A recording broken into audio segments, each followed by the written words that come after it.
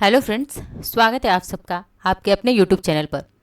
आज हम लोग दक्षिण भारत के प्रमुख राजवंशों को पढ़ने वाले हैं। इस टॉपिक से प्रीवियस परीक्षाओं में तो प्रश्न पूछे ही गए हैं। जितनी भी आगामी परीक्षाएं हैं, जितनी भी आप सबकी परीक्षाएं होने वाली हैं, उन सब में प्रश्न पूछे जाने की पूरी संभावना है, क्योंकि दक्षिण भारत के जितने भी टॉपिक हैं, जितने राजवंश हैं, इनसे प्रश्न हमेशा लगातार प्रतियोगी परीक्षाओं में पूछे गए हैं और आगे भविष्य में भी पूछे जाने की पूरी संभावना है।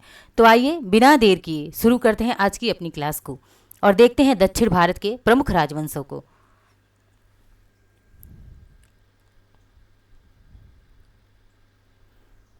देखते हैं इस क्रम में दक्षिण भारत के प्रमुख राजवंश।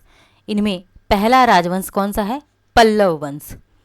पल्लव वंश सबसे पहले बात आती है एक संस्थापक, किसी ने इसकी स्थापना करी होगी, तो इसके संस्थापक हैं श्री विष्णु, जिनको हम सिंह विष्णु के नाम से भी जानते हैं। पल्लव वंश का पूरा शासनकाल कब से कब तक रहा?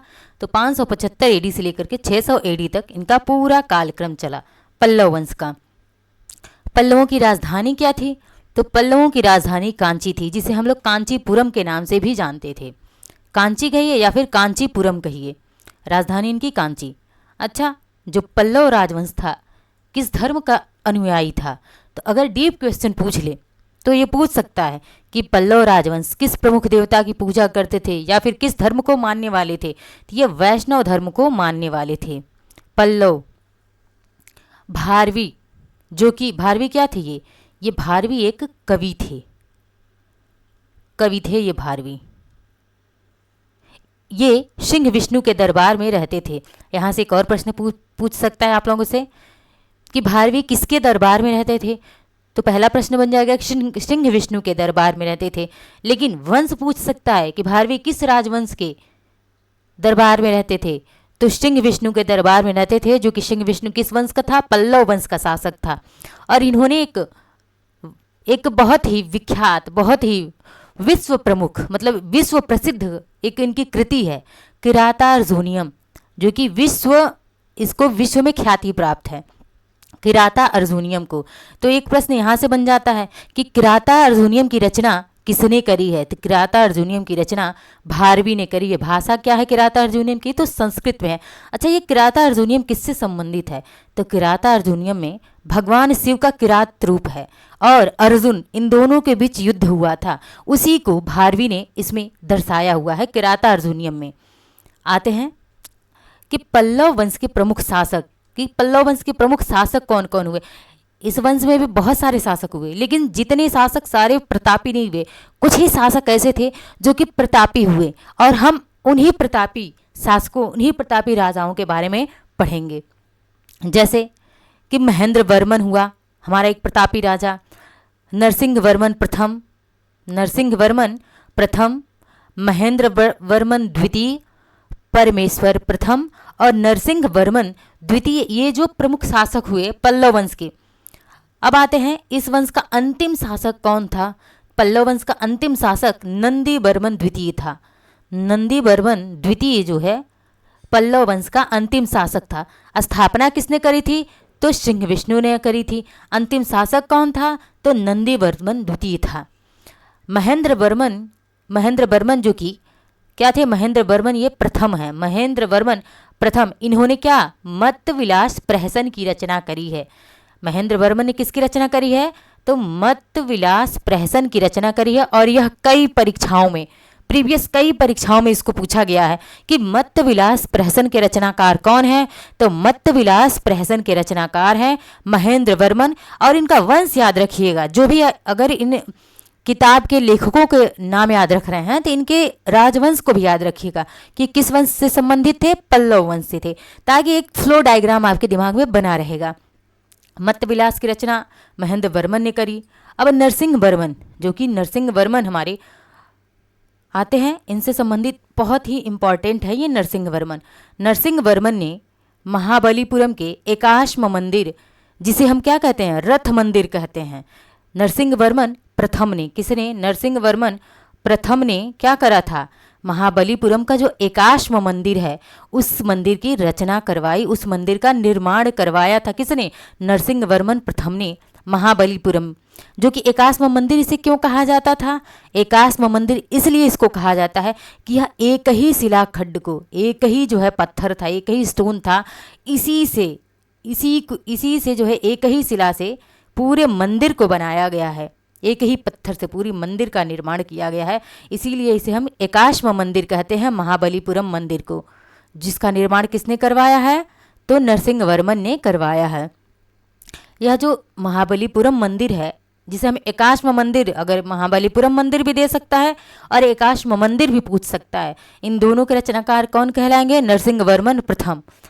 और यह जो महाबलीपुरम मंदिर है, ये इसमें 7 रथ हैं। कितने रथ हैं इसमें? रथों की संख्या पूछी गई है परीक्षाओं में कि महाबलीपुरम मंदिर में कितने रथ हैं? 7 रथ हैं।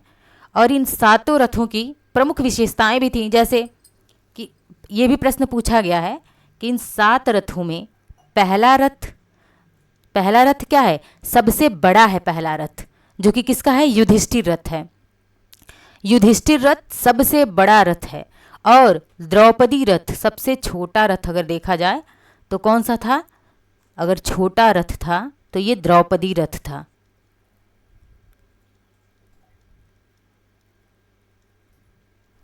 द्रौपदी रथ जो है सबसे छोटा रथ था। और सबसे बड़ा रथ कौन था? युधिष्ठिर रथ। ये परीक्षाओं में पूछा गया इस प्रश्न को। नरसिंह प्रथम ने वातापी कोंड की उपाधि धारण की। नरसिंह प्रथम एक प्रतापी राजा थे और इन्होंने कौन सा? तो वातापी कोंड की उपाधि धारण करी थी। क्यों करी थी? इन्होंने जो है वातापी के चालुक्यों पर क्या करा था? विजय हासिल करी थी, इसीलिए इन्होंने वातापी कोंड की उपाधि धारण करी। पूछ सकता है नरसिंह प्रथम की उपाधि क्या है? तो वातापी कोंड है इसकी उपाधि। और नरसिंह वर्मन जो कि प्रथम है, इन्हीं के शासनकाल में वेनसांग कहाँ आया था? कांची आया था वेनसांग। और वेनसांग ने कहा था कि इनका शासनकाल कैसा है? तो बहुत ही आदर्श है, बहुत ही उत्तम, बहुत ही अच्छा था। बहुत तारीफ करी थी वेनसांग ने नरसिंह वर्मन प्रथम के राज्य की। अरबों के आक्रमण के समय पल्लव शासन पर नरसिंह वर्मन द्वितीय था। जब अरबों का आक्रमण 712 में होता है, उस समय पल्लव शासक कौन थे? तो उस समय पल्लव शासक नरसिंह वर्मन द्वितीय थे। 712 के एडी के आसपास जो है अरब क्या करते हैं? आक्रमण करते हैं। और उस समय कौन थे शासनकाल में पल्लवों के? नरसिंह वर्मन द्वितीय थे। और उसने राज सिंह, जैसे नरसिंह वर्मन द्वितीय की उपाधियां पूछी जाएं तो उनकी पहली उपाधि क्या है? राज सिंह की उपाधि धारण करी थी नरसिंह वर्मन द्वितीय ने। आगमपुरी की उपाधि धारण करी। शंकर भक्त, ये भगवान शंकर के भक्त थे, इसीलिए इनको शंकर भक्त की उपाधि धारण करा था इन्होंने। नरसिंह वर्मन द्वितीय की उपाधियां राज सिंह, आगमपुरी, शंकर भक्त जैसी उपाधियां नरसिंह वर्मन द्वितीय ने धारण करी थी। कांची का जो कैलाश मंदिर का निर्माण करवाया, बहुत बार ये क्वेश्चन पूछा गया है, ये मोस्ट इम्पॉर्टेंट है, इसको बहुत बार पूछा गया है कि कांची में जो कैलाश मंदिर है उसका निर्माण किसने करवाया है? तो नरसिंह वर्मन द्वितीय ने करवाया है। यहाँ पर क्या था? महाबलीपुरम मंदिर, यानी कि महाबलीपुरम का एकाश्म मंदिर का निर्माण किसने करवाया था? तो नरसिंह वर्मन प्रथम ने करवाया था। और कांची के कैलाश मंदिर का निर्माण किसने करवाया है? तो नरसिंह वर्मन द्वितीय ने। इसको आप लोग डिफ्रेंशिएट करके रखिएगा कि नरसिंह वर्मन द्वितीय ने कांची के कैलाश मंदिर का निर्माण करवाया था। महाबलीपुरम में सौर मंदिर, ये एक सौर मंदिर है जो कि कहाँ पे है? महाबलीपुरम में ही है। और इसका निर्माण भी किसने करवाया था? नरसिंह वर्मन द्वितीय ने महाबलीपुरम के सौर मंदिर का भी निर्माण करवाया था।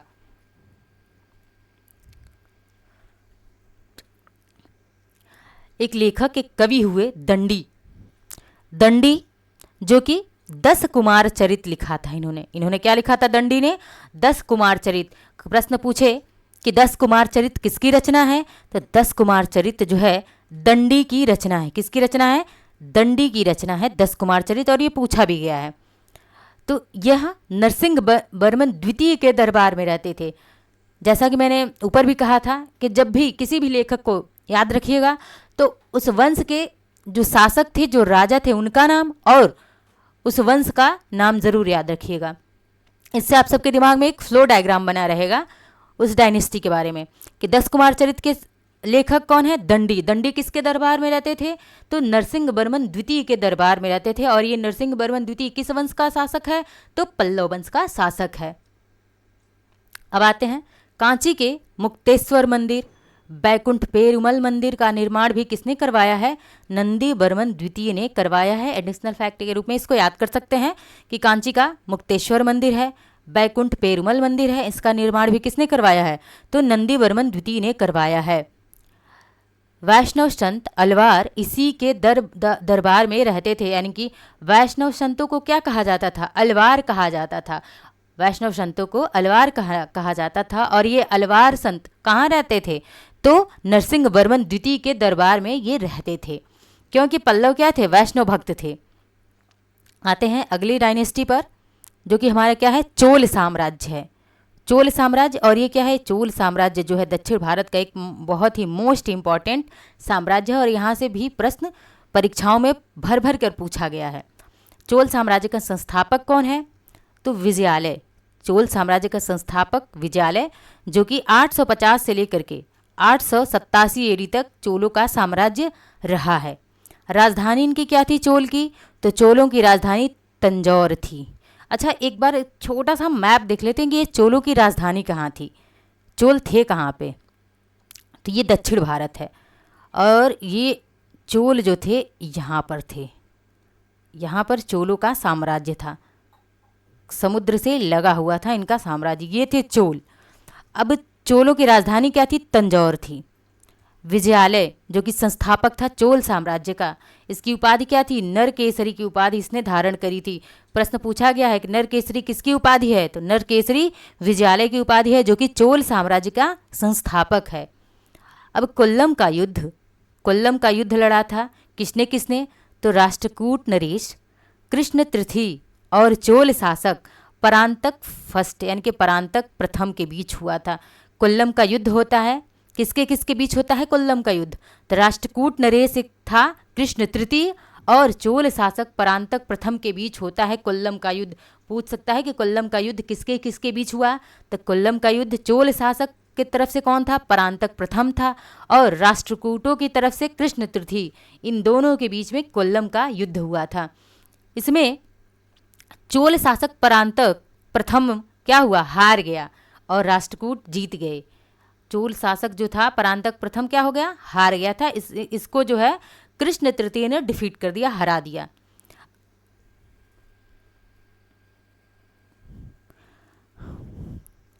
अब चोलों का एक प्रतापी शासक हुआ, एक प्रतापी राजा कह सकते हैं हम, बहुत ही ज्यादा प्रतापी से कह सकते हैं हम कि राज प्रथम एक महाप्रतापी शासक था चोल साम्राज्य का। राज प्रथम ने श्रीलंका पर आक्रमण किया, जो कि यहाँ चोलों की राजधानी कहाँ थी? यहाँ साउथ में तमिलनाडु के साइड में चोलों की राजधानी थी। लेकिन यहाँ से यह हमारा क्या है? ये श्रीलंका है। और इस श्रीलंका तक इसने अपना शासन फैला दिया। किसने? राज प्रथम। इतना प्रतापी राजा कि जो कि तमिलनाडु से निकल करके श्रीलंका तक अपने शासन को फैला दिया था।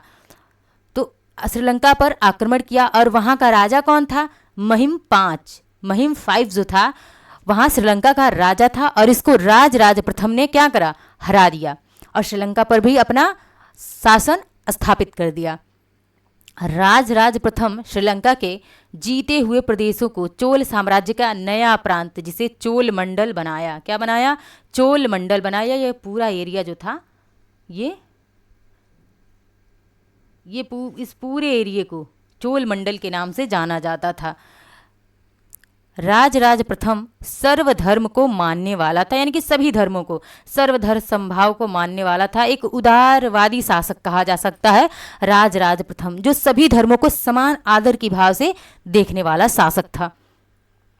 इसने तंजौर में राजराजेश्वर मंदिर का निर्माण करवाया है। यानी कि राजराजेश्वर मंदिर का निर्माण कहाँ पे किया गया? पहला प्रश्न बन जाता है कि राजराजेश्वर मंदिर कहाँ पे है, किस राज्य में है? तो तंजौर में है। अच्छा, राजराजेश्वर मंदिर का निर्माण किसने करवाया? तो राजराजेश्वर मंदिर का निर्माण राज प्रथम ने करवाया था। किसने करवाया था? राज प्रथम, जो कि एक प्रतापी चोल शासक था। कैसा शासक था? तो एक महाप्रतापी चोल शासक था, जिसने श्रीलंका तक अपना विजय पताका फहराया हुआ था। चोल साम्राज्य का सर्वाधिक विस्तार राजेंद्र प्रथम के शासन काल में हुआ। चोल साम्राज्य का सर्वाधिक विस्तार किसने किया? तो राजेंद्र प्रथम, इसके शासन काल में हुआ था। राजेंद्र प्रथम कौन था? तो राजेंद्र प्रथम राज प्रथम का ही क्या था? पुत्र था। और इसके पुत्र ने इससे भी क्या करा? महान काम किया, जो कि चोल साम्राज्य का सर्वाधिक विस्तार किया इसने। बंगाल के पाल शासन महिपाल को हराकर, यानी कि बंगाल में उस समय कौन शासक था? तो बंगाल में उस समय पाल शासक महिपाल था। और इस महिपाल को हरा करके राजेंद्र प्रथम ने गंगई कोंड चोल की उपाधि धारण करी थी। बंगाल में शासन किसका था उस समय? ये वाला बंगाल का एरिया था। एक बार मैप से समझने की कोशिश करते हैं। यह जो है, यह पूरा बंगाल वाला एरिया था। यह पहले यह बंगाल वाला एरिया, और यहाँ पे वेस्ट बंगाल है। और वेस्ट बंगाल में किसका? पाल शासक क्या था?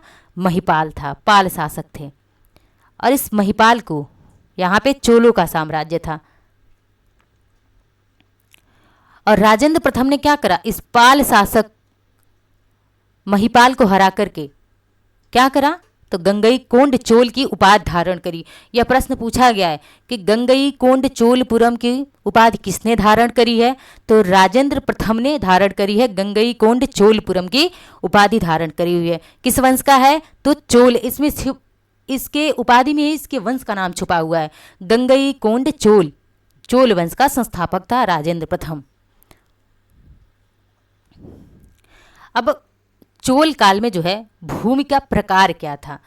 चोल काल में भूमि को किस किस तरह से बांटा गया था, कैसी कैसी भूमि थी, इसको देखते हैं। और ये बहुत ही क्या है? इम्पॉर्टेंट है। इससे बहुत बार प्रश्न पूछा गया है कि भूमि के प्रकार। जैसे ब्रह्मदेय भूमि था। ब्रह्मदेय भूमि किसे कहते थे? तो जो ब्राह्मणों को उपहार में दी गई भूमि थी उसे क्या कहा जाता था? चोल काल में ब्रह्मदेय कहा जाता था। और चोलों ने पहली बार ब्राह्मणों को जो है कैसा? तो ब्राह्मणों को पहली बार जो है अनुदान में भूमि देने का कार्य किसी ने अगर शुरू किया तो वह चोलों ने शुरू किया। चोल साम्राज्य ने शुरू किया था कि पहली बार जो है ब्राह्मणों को कैसी भूमि उपहार में दी जाती थी। तो इसको हम क्या कहते थे? ब्रह्मदेह कहते थे। अच्छा, शालाभोग कई बार पूछा गया है, इसको इंपॉर्टेंट कर लीजिएगा। शालाभोग जो था वो विद्यालय के रख रखाव के लिए जो भूमि दी जाती थी उसे क्या कहा जाता था? उसे शालाभोग कहा जाता था, जो विद्यालय के रख रखाव के लिए भूमि दी जाती थी। वेल्लनगाई क्या था? तो जो गैर ब्राह्मण किसान थे, वेल्लनगाई भूमि किसे कही जाती थी? तो जो गैर ब्राह्मण किसान स्वामी की भूमि थी उनको हम क्या कहते थे? वेल्लनगाई कहते थे। देवदान भूमि कैसा था? तो मंदिर को जो भूमि उपहार में दी जाती थी, जो भूमि जो है मंदिर को उपहार में दी गई भूमि को हम क्या कहते थे? देवदान कहते थे। पल्ली चंदनम, यानी कि पल्ली चंदनम भूमि कैसी थी? तो ये जैन संस्थानों को, जो भी जैन संस्थानों को भूमि दी जाती थी उसे हम क्या कहते थे? पल्ली चंदनम कहते थे। अगली लाइन है, राजेंद्र तृतीय ने, अभी तक राजेंद्र द्वितीय तक पढ़े हमने। अब आते हैं राजेंद्र तृतीय ने प्रकेसरी की उपाधि धारण करी थी। राजेंद्र द्वितीय ने किसकी उपाधि धारण करी थी? तो राजेंद्र द्वितीय ने गंगई कोंड चोलपुरम की उपाधि धारण करी थी, जो कि पाल शासक महिपाल को हराया था। लेकिन यहाँ पर राजेंद्र तृतीय ने किसकी उपाधि धारण करी थी? प्रकेसरी की उपाधि धारण करी। यह भी एक प्रतापी राजा था, लेकिन राजेंद्र द्वितीय की तरह प्रतापी नहीं था। इसने प्रकेसरी की उपाधि धारण करी। चोल वंश का अंतिम शासक भी यही था। इसके समय में ही, राजेंद्र तृतीय के समय में ही चोल वंश का क्या हुआ? पतन हो गया, चोल वंश समाप्त हो गया। संपूर्ण चोल साम्राज्य 6 मंडलों में विभाजित था। यानी संपूर्ण चोल साम्राज्य कितने मंडल में विभाजित था? 6 मंडलों में विभाजित था। मंडल को उस समय क्या कहते थे? तो मंडल कोट्टम में, और कोट्टम किस में था? नाडु मतलब आज का वर्तमान का जो जिला होता है ना, उसे उस समय चोल काल में नाडु कहा जाता था। तो कोट्टम किस में विभाजित था? नाडु में। और नाडु जो है कई कुर्रमों में विभाजित था। यानी कि नाडु क्या था? कई कुर्रमों में विभाजित था। स्थानीय स्वशासन, मोस्ट इंपॉर्टेंट लाइन है चोल साम्राज्य का। यह मोस्ट इंपॉर्टेंट यानी कि डीप क्वेश्चन इसे कह सकते हैं कि स्थानीय स्वशासन चोल प्रशासन की मुख्य विशेषता थी। प्रश्न पूछा गया था, ये पीसीएस में प्रश्न पूछा गया था शायद, मुझे याद है जहाँ तक, कि स्थानीय स्वशासन किस प्रशासन की मुख्य विशेषता थी। तो स्थानीय स्वशासन जो है चोल प्रशासन की मुख्य विशेषता थी। दो चीज़ें थी इसकी, एक तो स्थानीय सुशासन और दूसरा कि ब्राह्मणों को उपहार में पहली बार भूमि देने का कार्य किसने शुरू किया, तो चोलों ने ही इस कार्य को भी शुभारंभ करा था। इस समय चोल काल में दो समिति और सभाएं होती थी, एक उर और दूसरी क्या थी, सभा। अच्छा, उर क्या था, तो उर जिसमें साधारण लोगों की एक समिति होती थी। साधारण लोगों की समिति को क्या कहते थे, उर कहते थे, जिनमें आम जनमानस के लोग शामिल होते थे। सभा क्या था, तो सभा में अग्रहार व ब्राह्मणों की सभा थी, जिसमें क्या थे, जिसमें उच्च वर्ग के या कुलीन वर्ग के लोग तथा ब्राह्मण शामिल होते थे इस सभा में, जिसके सदस्यों को क्या कहा जाता था, पेरुमल कहा जाता था, यानी कि पेरू मुक्कल, क्या कहा जाता था, पेरू मुक्कल कहा जाता था।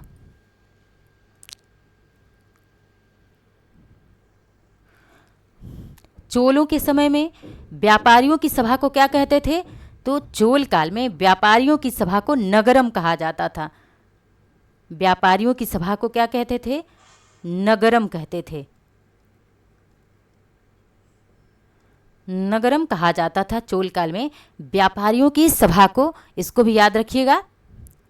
ब्राह्मणों को कर मुक्त दी गई भूमि चतुर्वेदी मंडलम, यानी कि ब्राह्मणों को जो कर मुक्त भूमि दी जाती थी उसे चतुर्वेदी मंडलम, और जो दान में भूमि दी जाती थी, हमने ऊपर ब्रह्मदेय को देखा था कि ब्रह्मदेय क्या था, कैसी भूमि थी, तो ब्राह्मणों को दान में दी जाती थी, और जो जिस पर कोई टैक्स नहीं लिया जाता था, ऐसी भूमि जो कर मुक्त थी, जिस पर ब्राह्मणों को टैक्स नहीं देना पड़ता था, उस भूमि को क्या कहा जाता था, तो चतुर्वेदी मंडलम कहा जाता था। दोनों में अंतर जानिए, ब्राह्मणों को दो तरह की भूमि दी जाती थी, एक जिस पर टैक्स नहीं देना था, कर मुक्त था, जिसे चतुर्वेदी मंडलम कहा जाता था, और दूसरी भूमि जो दान में दी जाती थी उसे हम क्या कहते थे, ब्रह्मदेय कहते थे। और ये किस शासन की बात है, चोल साम्राज्य की बात है। चोल शासन का सबसे संगठित अंग क्या था, तो इनकी पैदल सेना।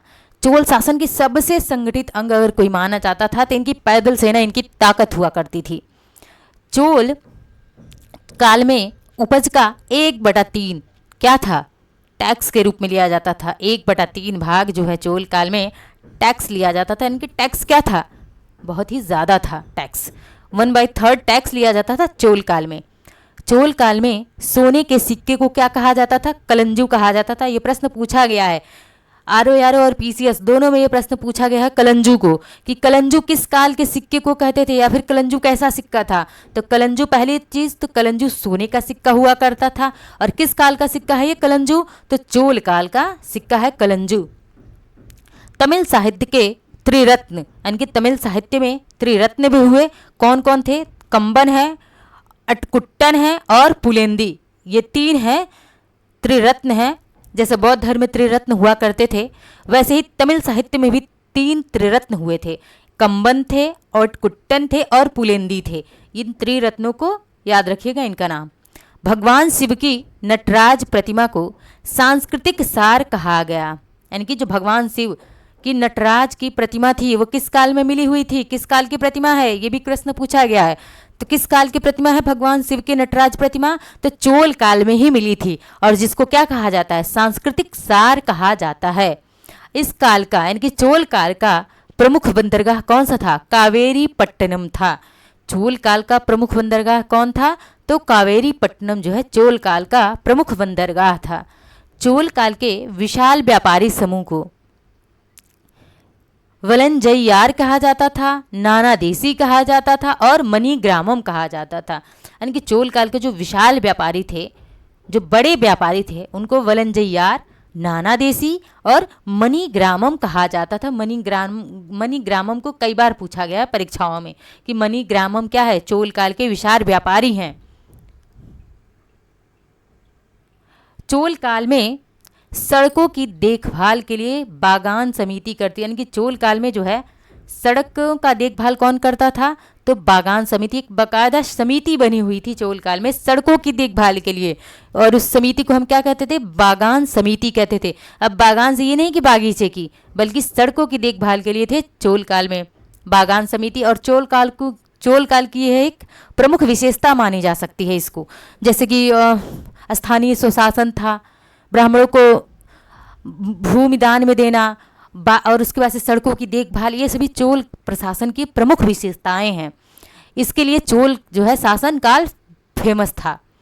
विष्णु के उपासक, यानी कि भगवान जो विष्णु के उपासक, उनको अलवार कहा जाता था, और जो भगवान शिव के उपासक हुए उनको क्या कहा जाता था? नयनार कहा जाता था। यानी कि भगवान, इस प्रश्न को मोस्ट इम्पॉर्टेंट रख लीजिए कि यह पूछा गया है और पूछे जाने की आगामी परीक्षाओं में संभावना भी है कि अलवार संत कौन कहलाते थे? अलवार संत भगवान विष्णु के उपासक कहलाते थे, और नयनार संत कौन कहलाते थे? भगवान शिव के उपासकों को नयनार संत कहा जाता था। अब यहीं पे हमारा चोल साम्राज्य क्या होता है? समाप्त होता है। अब चलते हैं हम चालुक्य वंश की तरफ। चालुक्य वंश में हम सबसे पहली बार किस चालुक्य को पढ़ेंगे? तो हम कल्याणी के चालुक्यों को पढ़ेंगे, जो कि कल्याणी के चालुक्य हैं। आइए देखते हैं इनके बारे में। स्थापना किसने करी कल्याणी के चालुक्यों की? तो तैलप द्वितीय ने। किसने करी? तैलप द्वितीय ने कल्याणी के चालुक्यों की स्थापना करी। इनकी राजधानी क्या थी? तो इनकी राजधानी मान्यखेत थी। राजधानी इनकी मान्यखेत हो गई। और इसके प्रमुख शासकों में सोमेश्वर प्रथम ने मान्यखेत से राजधानी कहाँ? कल्याणी कर दिया था। यानी कि इन कल्याणी के, जो कि कल्याणी के चालुक्य थे, इनका सबसे पहली राजधानी कहाँ थी? तो मान्यखेत थी। और लेकिन मान्यखेत से राजधानी हटा करके सोमेश्वर प्रथम ने कहाँ कर दिया? तो कल्याणी कर दिया। तो राजधानी दोनों दे सकता है, कल्याणी भी पूछ सकता है और मान्यखेत भी पूछ सकता है। तो आपको पता होना चाहिए कि किसने, सोमेश्वर प्रथम ने क्या करा? मान्यखेत से राजधानी कहाँ कर दिया? स्थानांतरित करके कल्याणी कर दिया। इस वंश का सबसे प्रतापी शासक अगर कोई हुआ चालुक्य वंश का, वो भी कल्याणी के चालुक्यों का सबसे प्रतापी शासक कोई हुआ, तो विक्रमादित्य फोर हुआ। विक्रमादित्य चतुर्थ था, जो कि सबसे प्रतापी शासक था। बहुत शासक हुए, लेकिन क्या थे? सभी के सभी कैसे थे? निकम्मे थे। कोई भी उन्होंने क्या, बस कोई इंपॉर्टेंट काम नहीं करा अपने शासनकाल में, इसीलिए उनको कोई याद नहीं रखता है। सभी उनको याद रखते हैं जो सर्वाइवल ऑफ द फिटेस्ट होते हैं, जो बेस्ट होते हैं, जो सर्वाइव कर सकते हैं। वो भी कैसा? इतिहास उन्हीं को याद रखता है जो कि क्या होते हैं? अपने शासन में कुछ महत्वपूर्ण कार्य कर जाते हैं। जैसे इस वंश में सबसे प्रतापी विक्रमादित्य चतुर्थ था। अब आते हैं कि विल्हड़ जो कि क्या थे? कवि हैं। ये भी क्या है? एक लेखक हैं और कवि भी हैं विल्हड़ जो जिन्होंने ज्ञानेश्वर विक्रमादित्य चार के दरबार में रहते थे, यानी कि विल्हड़ हैं। विज्ञानेश्वर जिसे हम कह सकते हैं, ज्ञानेश्वर भी कह सकते हैं, ये किसके दरबार में रहते थे? तो विक्रमादित्य फोर के दरबार में रहते थे। दोनों से प्रश्न पूछा गया है, विल्हड़ से भी पूछा गया है, और विज्ञानेश्वर या फिर ज्ञानेश्वर, ये विक्रमादित्य चतुर्थ के दरबार में रहते थे। किस वंश के किस वंश के शासक हैं ये विक्रमादित्य चतुर्थ? तो चालुक्य वंश के, कल्याणी के चालुक्य वंश के शासक हैं। और ज्ञानेश्वर ने एक विश्व प्रमुख रचना लिखी है। ज्ञानेश्वर ने मिताक्षरा, किसकी रचना करी है? मिताक्षरा की रचना करी है। किसने? ज्ञानेश्वर ने, जिन्हें हम विज्ञानेश्वर के नाम से भी जानते हैं। विक्रमांक देव चरित की रचना किसने करी है? तो विल्हड़ ने रचना करी है। दोनों क्वेश्चन को पूछा गया है।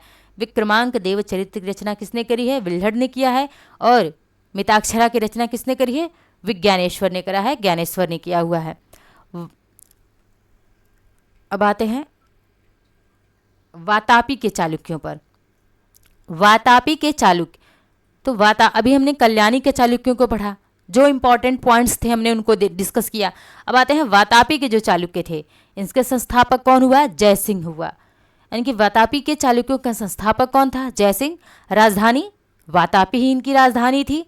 इनके प्रमुख शासकों में पुलकेशिन प्रथम हुआ, कीर्तिवर्मन, पुलकेशिन द्वितीय और विक्रमादित्य, ये जो हैं प्रमुख शासक हुए। पुलकेशिन प्रथम, कीर्तिवर्मन, पुलकेशिन द्वितीय और विक्रमादित्य इनमें क्या थे? सबसे प्रतापी राजा कौन थे? विक्रमादित्य थे। किसमें? तो वातापी के चालुक्यों में सबसे प्रतापी राजा विक्रमादित्य हुए। कल्याणी के चालुक्यों में कौन थे? तो कल्याणी के चालुक्यों में विक्रमादित्य चतुर्थ थे। लेकिन वातापी के चालुक्यों में अगर प्रतापी राजा की बात की जाए तो विक्रमादित्य थे। पुलकेशियन द्वितीय ने हर्षवर्धन को हरा दिया था। वर्धन वंश का एक शासक था हर्षवर्धन, जिसको वातापी के चालुक्य वंश का शासक पुलकेशियन द्वितीय ने किसको हरा दिया था? हर्षवर्धन को हरा दिया था। और ये प्रश्न कई बार पूछा गया है कि हर्षवर्धन को किसने हराया था, हर्षवर्धन को किस चालुक्य शासक ने हराया था? तो हर्षवर्धन को पुलकेशियन द्वितीय ने हराया था। इसकी उपाधि क्या थी? पुलकेशियन द्वितीय की उपाधि क्या थी? दक्षिणापथेश्वर। ये उपाधि भी हर्षवर्धन को हराया जब, तो उसकी उपाधि रख अपनी उपाधि क्या ली? दक्षिणापथेश्वर इसकी उपाधि हो गई थी। किसकी? पुलकेशियन द्वितीय की। पल्लव शासक नरसिंह वर्मन प्रथम ने पुलकेशियन द्वितीय को हरा दिया था। अब पल्लव शासक कौन? नरसिंह वर्मन प्रथम, जो कि एकाश्म मंदिर बनवाया था, महाबलीपुरम मंदिर का निर्माण करवाया था इस नरसिंह वर्मन प्रथम ने। इसको पुलकेशियन द्वितीय को क्या किया था? हरा दिया था। पुलकेशियन द्वितीय ने किसको हराया? हर्षवर्धन वंश के शासक हर्षवर्धन को हरा दिया। और इस पुलकेशियन द्वितीय को किसने हरा दिया? तो पल्लव शासक नरसिंह वर्मन प्रथम ने पुलकेशियन द्वितीय को हरा दिया।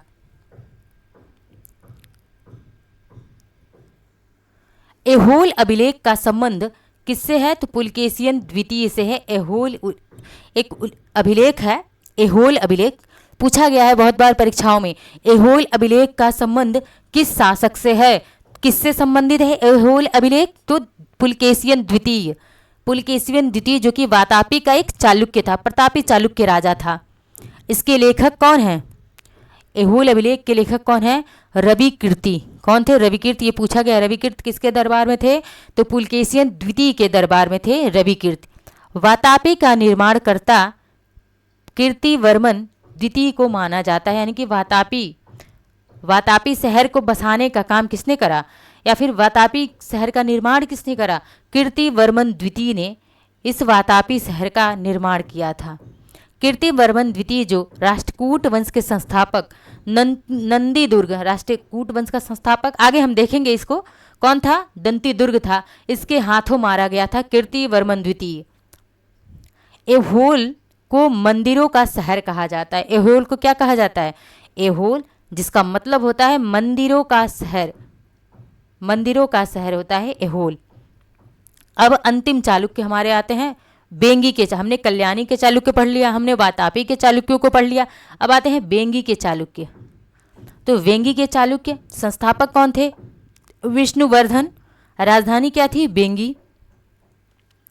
और इनमें जो है कोई भी महत्वपूर्ण शासक ऐसा नहीं रहा जिसकी गाथा का वर्णन किया जा सके। बस इनसे सब परीक्षाओं में आज तक भी कोई प्रश्न पूछा ही नहीं गया है, और पूछा भी जाएगा तो संस्थापक या फिर राजधानी। अब आते हैं अगला वंश जो हमारा राष्ट्रकूट वंश है, जो कि क्या है? बहुत ही इंपॉर्टेंट राजवंश है ये राष्ट्रकूट वंश। ये मोस्ट इंपॉर्टेंट राजवंश है, जहाँ से प्रीवियस ईयर और आगामी सभी परीक्षाओं में प्रश्न भर भर के पूछा गया है और पूछा जाएगा। राष्ट्रकूट वंश, इसका संस्थापक कौन था? तो दंतीदुर्ग है राष्ट्रकूट वंश का संस्थापक। एक प्रश्न तो यही बनता है, राष्ट्रकूट वंश का संस्थापक कौन? दंतीदुर्ग। कब से कब तक? तो 752 ईस्वी तक इसने स्थापना करी थी दंतीदुर्ग ने राष्ट्रकूट वंश की। और इनकी राजधानी क्या हुई? मान्यखेत इनकी राजधानी हुई थी राष्ट्रकूट वंश की। इनमें प्रमुख शासक कौन कौन थे?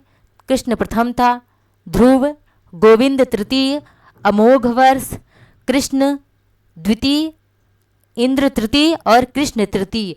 ये प्रमुख शासक हुए। कौन कौन? तो कृष्ण प्रथम थे, ध्रुव, गोविंद तृतीय, अमोघवर्ष इंपॉर्टेंट है, कृष्ण द्वितीय, इंद्र तृतीय और कृष्ण तृतीय थे। ये प्रमुख जो है क्या है? राष्ट्रकूट वंश के शासक थे। एलोरा का कैलाश मंदिर किसने बनवाया था? तो एलोरा का, ये मोस्ट इंपॉर्टेंट प्रश्न है, एलोरा का कैलाश मंदिर किसने बनवाया है? तो कृष्ण प्रथम ने बनवाया है। शासक भी पूछ सकता है, किस वंश के शासक ने एलोरा के कैलाश मंदिर का निर्माण करवाया है? तो राष्ट्रकूट वंश का शासक कृष्ण प्रथम ने एलोरा के कैलाश मंदिर का निर्माण करवाया है। यहां पे मैं लिख देती हूं,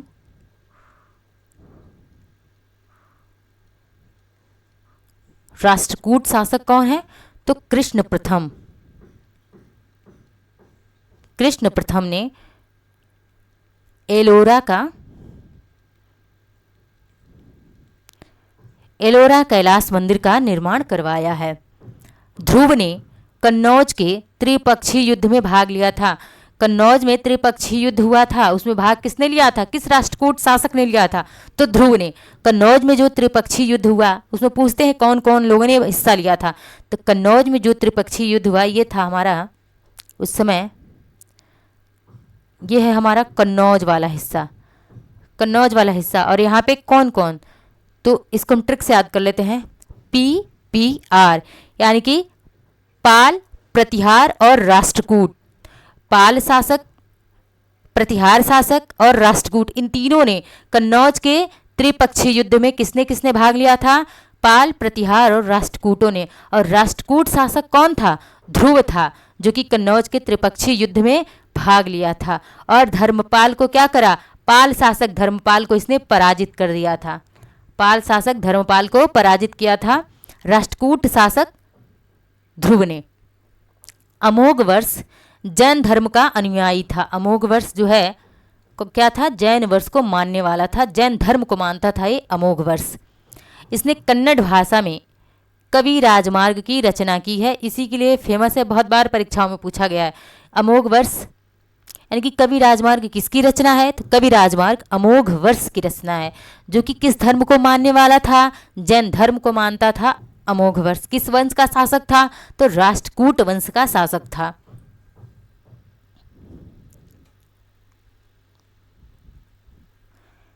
एलोरा और एलिफेंटा मंदिरों का निर्माण राष्ट्रकूट के समय में ही हुआ था।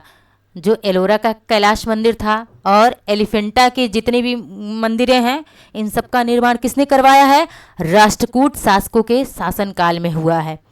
एलोरा में 34 शैलकृत गुफाएं हैं। कितनी गुफाएं हैं, शैल यानी कि शैल की, चट्टान की, पत्थरों की कितनी गुफाएं हैं, 34 गुफाएं हैं एलोरा में। इनमें से गुफा संख्या 1 से 12 तक किससे संबंधित है, तो गुफा संख्या 1 से 12 तक बौद्ध धर्म से संबंधित है और 13 से 29 तक हिंदू धर्म से संबंधित है। और गुफा संख्या 30 से लेकर के 34 तक जैन गुफाएं यानी कि जैन धर्म से संबंधित हैं। ये बहुत डीप क्वेश्चन है, ये पीसीएस वगैरह या फिर आरओ के मेंस में पूछा जाता है। इस प्रश्न को पूछा गया है कि गुफा संख्या 1 से 12 तक किससे संबंधित है, तो बौद्ध धर्म से।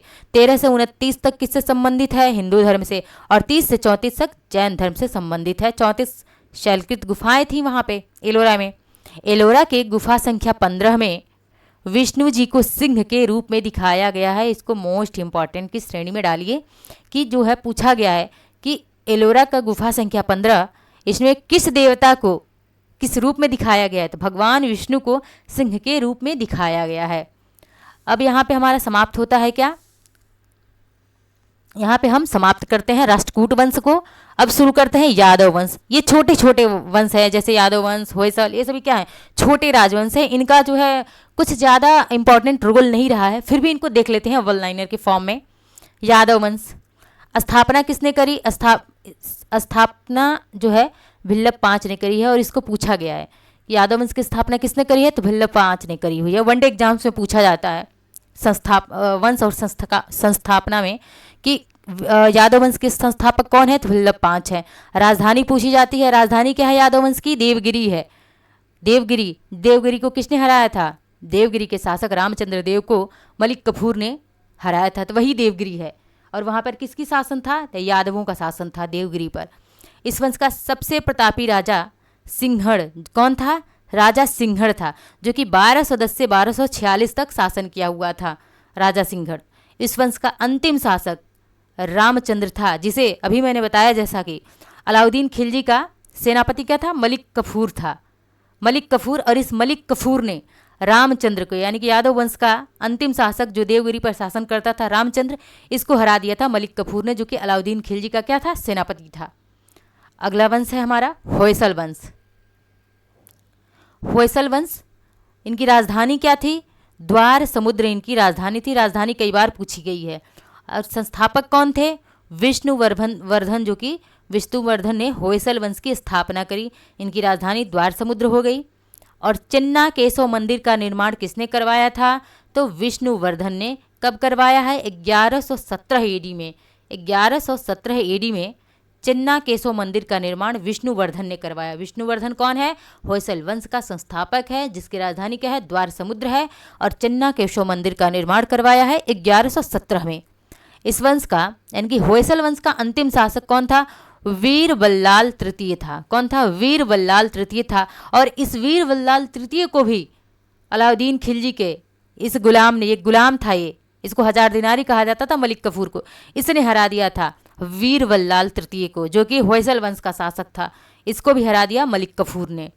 और आगे इसके बाद से किस वंश की स्थापना होती है? तो कदम्ब वंश की स्थापना होती है। कदम्ब वंश का संस्थापक कौन है? तो कदम्ब वंश का संस्थापक मयूर शर्मन। इसको भी वन लाइनर जो है, इसको वनडे एग्जाम्स में पूछा गया है। कदम्ब वंश का संस्थापक कौन है? तो मयूर शर्मन है। इनकी राजधानी क्या थी? कदम्ब वंश की राजधानी वनवासी हुआ करती थी। क्या थी? वनवासी। संस्थापक कौन है? मयूर शर्मन है। कदम्ब वंश के बाद गंगवंश देख लेते हैं। गंगवंश का संस्थापक कौन है? बृहस्पति पांच।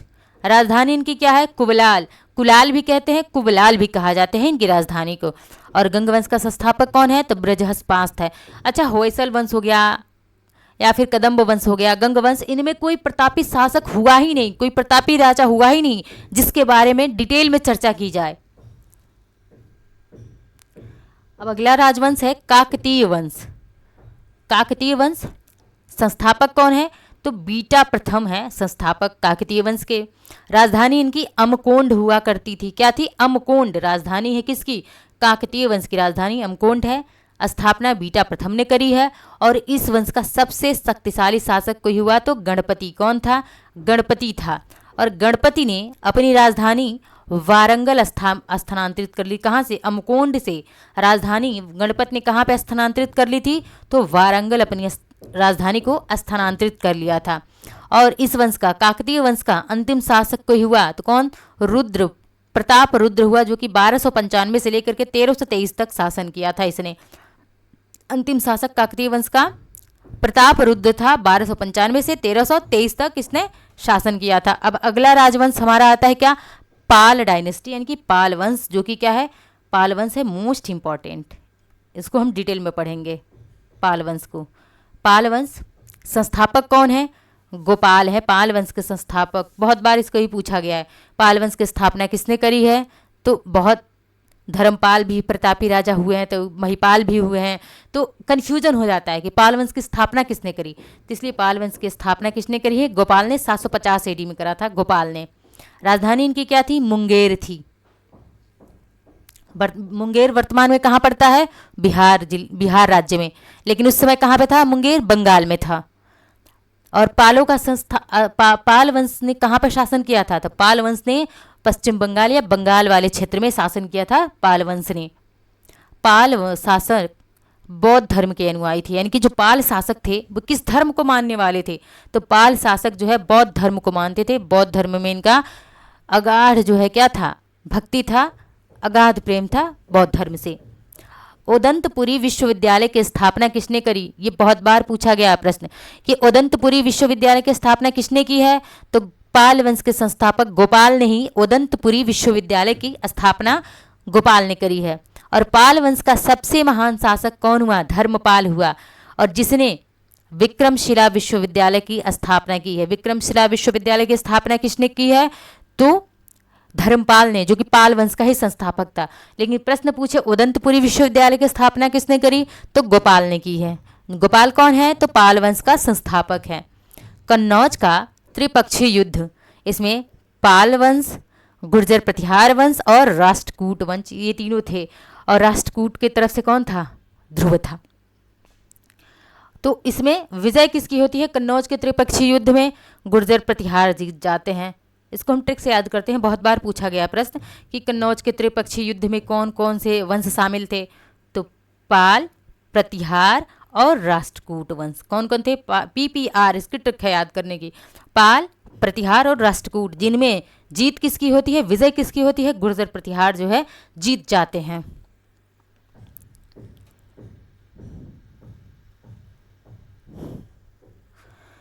इनमें पाल शासक की ओर से या पाल वंश की ओर से सर्वप्रथम धर्मपाल ने हिस्सा लिया था। पाल शासन की ओर से कन्नौज के त्रिपक्षीय युद्ध में सबसे पहली बार किसने हिस्सा लिया था? तो धर्मपाल ने इस युद्ध में हिस्सा लिया था। और प्रसिद्ध बौद्ध मठ का निर्माण देवपाल ने ही करवाया था, देवपाल। अब आते हैं अगला वंश हमारा कौन सा आता है? तो सेन वंश। कौन सा वंश आता है? सेन वंश। और एक छोटा सा वंश है सेन वंश, जिसकी स्थापना किसने करी है? सामंत सेन ने करी है। किसने करी है? सामंत सेन ने करी है। राजधानी क्या सामंत सेन की? नदिया, या फिर इसे लखनौती भी कहते हैं, लखनौती। राजधानी क्या है? नदिया या फिर लखनौती। सेन वंश की स्थापना किसने करी है? सामंत सेन ने की है। और इस वंश के प्रमुख शासक कौन थे? विजय सेन थे, बल्लाल सेन थे, लक्ष्मण सेन थे। इन सब में इंपॉर्टेंट सबसे ज़्यादा कौन है? तो ये लक्ष्मण सेन क्या है? सबसे ज़्यादा इंपॉर्टेंट हैं। सेन वंश का प्रथम स्वतंत्र शासक विजय सेन था। सेन वंश का प्रथम स्वतंत्र शासक कौन था? विजय सेन था। जो किस धर्म को मानता था? जो शैव धर्म को मानता था, भगवान शिव का आराधना करता था। इसके आराध्य कौन थे? विजय सेन के तो भगवान शिव थे, शैव धर्म को मानने वाला था। दान सागर, अभ्युदय सागर नामक 2 ग्रंथों की रचना किसने करा? तो बल्लाल सेन ने किया हुआ है। बल्लाल सेन किसके लिए जाना जाता है? इन्हीं 2 रचनाओं के लिए ही जाना जाता है कि दान सागर और अभ्युदय सागर नामक 2 ग्रंथ की रचना किसने करी है? तो बल्लाल सेन ने करी है। सेन वंश का शासक था यह। लक्ष्मण सेन इस वंश का सबसे प्रतापी राजा था। जैसे मैंने ऊपर ही बताया कि लक्ष्मण सेन क्या था? सबसे प्रतापी राजा था सेन वंश का। और इसकी सभा में जयदेव नाम का एक लेखक रहते थे। जयदेव क्या थे? एक लेखक थे, गीतकार भी इन्हें कहा जा सकता है, कवि भी हैं ये जयदेव। और इन्होंने गीत गोविंद की रचना करी है। बहुत बार इसको मतलब 5 टाइम इसको स्टार लगा लें तब भी कम है कि गीत गोविंद को इतनी बार पूछा गया है कि परीक्षाओं में कि गीत गोविंद की रचना किसने करी है? तो गीत गोविंद की रचना किसने करी है? जयदेव ने करी है। जयदेव किसके शासन में रहते थे? लक्ष्मण सेन के शासन में रहते थे। किस वंश का शासक था ये लक्ष्मण सेन? तो सेन वंश का। इसके नाम में ही इसके वंश का नाम छिपा है, सेन। लक्ष्मण सेन यानी कि सेन वंश का शासक लक्ष्मण सेन। इसके दरबार में जयदेव नाम के एक लेखक या कवि रहते थे, जिन्होंने गीत गोविंद की रचना की थी।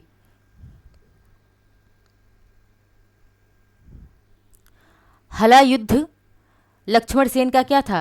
प्रधान न्यायाधीश था, यानी कि CJI था उस समय। प्रधान न्यायाधीश मतलब उसे हम चीफ जस्टिस कह सकते हैं। उस समय का चीफ जस्टिस था। कौन था? तो प्रधान न्यायाधीश कौन था? Chief justice. हलायुद्ध, हलायुद्ध क्या था? तो उस समय का मुख्य जज कह सकते हैं इसको, चीफ जस्टिस कह सकते हैं हलायुद्ध को। विजय सेन देवपाड़ा में प्रद्युम्नेश्वर मंदिर का निर्माण करवाता है। विजय सेन था, इसने विजय सेन ने क्या करा? तो विजय सेन ने देवपाड़ा में प्रद्युम्नेश्वर मंदिर का निर्माण करवाया है। इसको एडिशनल फैक्ट के रूप में जान सकते हैं। इन राजवंश प्रथम राजवंश था, यानी कि यह एक ऐसा प्रथम राजवंश था। सेन वंश एक ऐसा प्रथम राजवंश था जिसने अपनी अभिलेखों को सर्वप्रथम किस भाषा में लिखवाया था? हिंदी भाषा में लिखवाया था। यानी कि पूछ सकता है एक प्रश्न कि सर्वप्रथम किस वंश के शासकों ने अपने अभिलेखों को हिंदी भाषा में लिखवाया था? तो किस वंश के शासकों ने अपने अभिलेखों को हिंदी भाषा में लिखवाया था? तो सेन वंश के शासकों ने। यानी कि सेन वंश के जितने शासक हुए, इनके अभिलेख किस भाषा में थे? तो हिंदी भाषा में थे। ये प्रश्न क्या है? इंपॉर्टेंट है। अब अगला राजवंश आता है गुर्जर प्रतिहार वंश। गुर्जर प्रतिहार वंश जो कि कन्नौज के त्रिपक्षीय युद्ध में इसकी क्या होती है? विजय होती है, ये जीत जाते हैं। इसका संस्थापक कौन था गुर्जर प्रतिहार वंश का? तो नागभट्ट। कौन था? नागभट्ट प्रथम इसका संस्थापक था। राजधानी क्या हुई इनकी? कन्नौज हुई, क्योंकि कन्नौज पे इन्होंने क्या करी? जीत हासिल कर लिया था त्रिपक्षीय युद्ध में, इसीलिए इन्होंने अपनी राजधानी कन्नौज को बनाया। नागभट्ट ने क्या करा? गुर्जर प्रतिहार वंश की स्थापना करी। अब नागभट्ट द्वितीय को राष्ट्रकूट शासक गोविंद तृतीय ने हराया था। उनके राष्ट्रकूट शासक गोविंद तृतीय था, जिसने नागभट्ट द्वितीय को क्या कर दिया? हरा दिया था। नागभट्ट द्वितीय को गोविंद तृतीय ने हरा दिया था।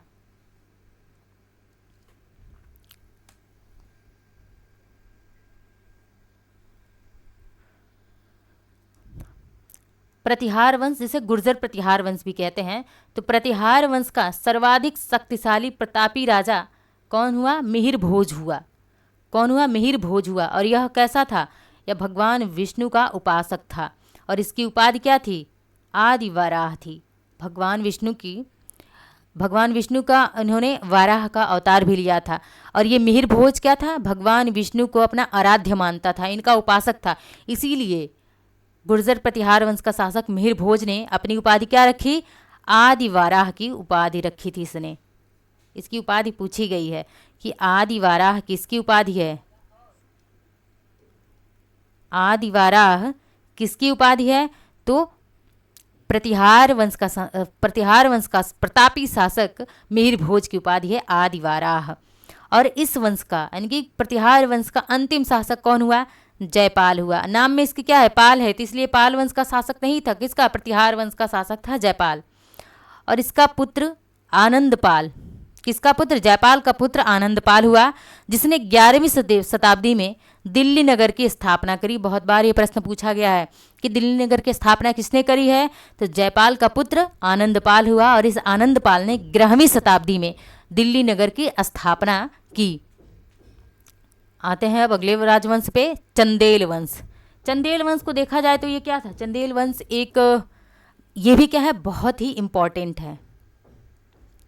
ये क्या है? बहुत इंपॉर्टेंट है और एक राजपूत राजवंश था ये चंदेल वंश। प्रतिहार साम्राज्य के पतन के बाद जब गुर्जर प्रतिहारों का क्या हो गया? अनंतपाल के बाद जो आनंदपाल था, इसके बाद से क्या? गुर्जर प्रतिहार वंश की समाप्ति हो गई। कोई प्रतापी राजा नहीं हुआ, कोई प्रतापी शासक नहीं हुआ जो इस प्रतिहार वंश को आगे बढ़ा सके। तो इनकी समाप्ति के बाद, प्रतिहार वंश की समाप्ति के बाद बुंदेलखंड की भूमि पर चंदेल वंश की स्थापना हुई। यानी कि बुंदेलखंड की भूमि पर किसकी स्थापना हुई? चंदेल वंश की स्थापना हुई। बुंदेलखंड का प्राचीन नाम क्या है? जजाक भुक्ति।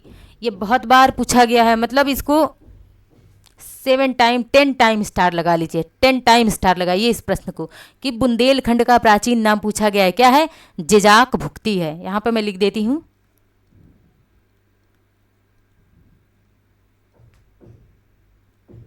जजाक भुक्ति। ये बुंदेलखंड का प्राचीन नाम था। संस्थापक कौन था चंदेल वंश का? नन्नुक, जो कि 831 एडी में, 831 ईस्वी में चंदेल वंश की स्थापना किसने करी? नन्नुक ने करी। राजधानी इनकी क्या हुई? खजुराहो। और प्रश्न पूछता है कि खजुराहो का चंदेल मंदिर किसने बनवाया? किस वंश के शासकों ने बनवाया? तो खजुराहो मंदिर को चंदेल वंश के शासकों ने बनवाया, क्योंकि इनकी राजधानी क्या थी? खजुराहो थी। इसके पहले इनकी राजधानी क्या हुआ करती थी? कलिंजर हुआ करती थी। कलिंजर इनकी राजधानी हुआ करती थी, चंदेल शासकों की राजधानी। लेकिन बाद में इसकी राजधानी क्या हो गई? खजुराहो कर दी गई। तो चंदेलों की अगर राजधानी पूछता है तो उस प्रश्न के अनुसार हम उत्तर देंगे कि अगर कलिंजर है तो कलिंजर लगाएंगे, खजुराहो है तो खजुराहो लगाएंगे। अगर बोथ दिया है, अगर खजुराहो और कलिंजर दोनों देगा तो बोथ का ऑप्शन ज़रूर देगा। तो इसको आप देखिएगा कि पहले क्या थी राजधानी चंदेलों की? कलिंजर। बाद में इसकी राजधानी क्या हो गई? खजुराहो हो गई। बाद में राजधानी कलिंजर, ठीक है, यानी कि कलिंजर से राजधानी खजुराहो को स्थानांतरित कर दिया गया। चंदेल वंश का सबसे प्रतापी राजा कौन हुआ? यशोवर्मन। चंदेल वंश का सबसे प्रतापी राजा कौन हुआ था? तो यशोवर्मन जो था चंदेल वंश का सबसे प्रतापी शासक था, राजा था। यशोवर्मन कन्नौज पर आक्रमण करके देवपाल को हरा दिया था। देवपाल को किसने हरा दिया था? तो यशोवर्मन ने कन्नौज पर आक्रमण किया और इसने देवपाल को, चंदेल शासक था यह यशोवर्मन, और इस चंदेल शासक यशोवर्मन ने कन्नौज पर आक्रमण करके देवपाल को हरा दिया तथा उससे एक विष्णु भगवान की प्रतिमा, यानी कि विष्णु की प्रतिमा प्राप्त कर उसे खजुराहो के विष्णु मंदिर में स्थापित कर दिया। खजुराहो के विष्णु मंदिर में क्या कर दिया? स्थापित कर दिया। धंग, यानी कि इस वंश का एक प्रतापी शासक कौन हुआ? धंग हुआ। और इस धंग ने विश्वनाथ मंदिर, वैद्यनाथ मंदिर और जिननाथ मंदिर का निर्माण करवाया है। इसको प्रश्न को पूछा गया है कि विश्वनाथ मंदिर, वैद्यनाथ मंदिर और जिननाथ मंदिर का निर्माण किसने करवाया? धंग ने करवाया। धंग किस वंश का शासक था? तो धंग जो है चंदेल वंश का शासक था। और विश्व प्रसिद्ध कंदरिया महादेव का मंदिर क्या है, पूरे विश्व में विख्यात है कंदरिया महादेव मंदिर। और ये कंदरिया महादेव मंदिर का निर्माण किसने करवाया है, तो इसी धंग ने करवाया है। 999 AD में करवाया था धंग ने कंदरिया महादेव का मंदिर। पूछा गया है इसको प्रीवियस परीक्षाओं में, कंदरिया महादेव मंदिर का निर्माण किस वंश के शासकों ने करवाया है, तो चंदेल शासकों ने। धंग का नहीं पूछता है, चंदेल शासकों ने, लेकिन नाम याद रखिएगा कौन सा चंदेल था, तो चंदेल शासक धंग था, जो कि 999 AD में कंदरिया महादेव मंदिर का निर्माण करवाया था। गंगा यमुना के संगम पर भगवान विष्णु की आराधना करते हुए अपने शरीर को त्याग दिया था। यानी कि धंग जो था, गंगा यमुना के संगम पर भगवान शिव की आराधना करते हुए इसने अपने शरीर को क्या कर दिया, त्याग दिया इसने। यानी कि इसने अपने शरीर को त्याग दिया, इसने वीरगति को प्राप्त कर ली। अब विद्याधर ने कन्नौज के प्रतिहार शासक राज्यपाल की हत्या कर दी थी। यानी कि विद्याधर, चंदेल शासक विद्याधर ने कन्नौज पर शासन कौन कर रहा था, प्रतिहार शासक कौन था, राज्यपाल था। और इस राज्यपाल की हत्या किसने करी, तो विद्याधर ने कर दी, जो कि धंग का पुत्र था ये विद्याधर।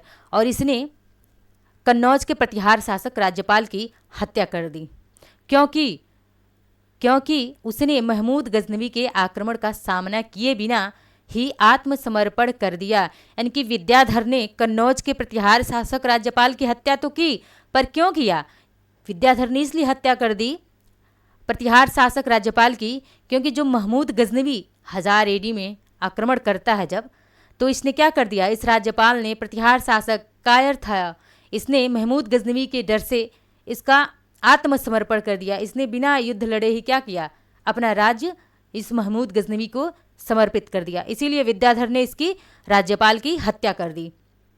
विद्याधर ही एक ऐसा चंदेल शासक था जिसने महमूद गजनवी को भारत आने से रोका था। यानी कि एक ऐसा चंदेल शासक कौन था जिसने महमूद गजनवी को भारत आने से रोका था, एक अकेला मात्र शासक विद्याधर था जो महमूद गजनवी को भारत आने से क्या करता है, रोकता है। क्योंकि प्रतिहार शासक राज्यपाल ने क्या कर दिया था, आत्मसमर्पण कर दिया। इसीलिए विद्याधर ने, उसको गुस्सा आया और इसने क्या कर दी, उस राज्यपाल की हत्या कर दी। इस वंश का अंतिम शासक परमार्दिदेव, जो कि 1202 में कुतुबुद्दीन ऐबक की अधीनता स्वीकार कर लेता है। चंदेल वंश का अंतिम शासक कौन है, तो परमार्दिदेव है, जो कि 1202 में क्या करता है, कुतुबुद्दीन ऐबक की अधीनता को स्वीकार कर लेता है। ये भी कैसा शासक था, कायर शासक था, तभी तो इसका पतन हुआ।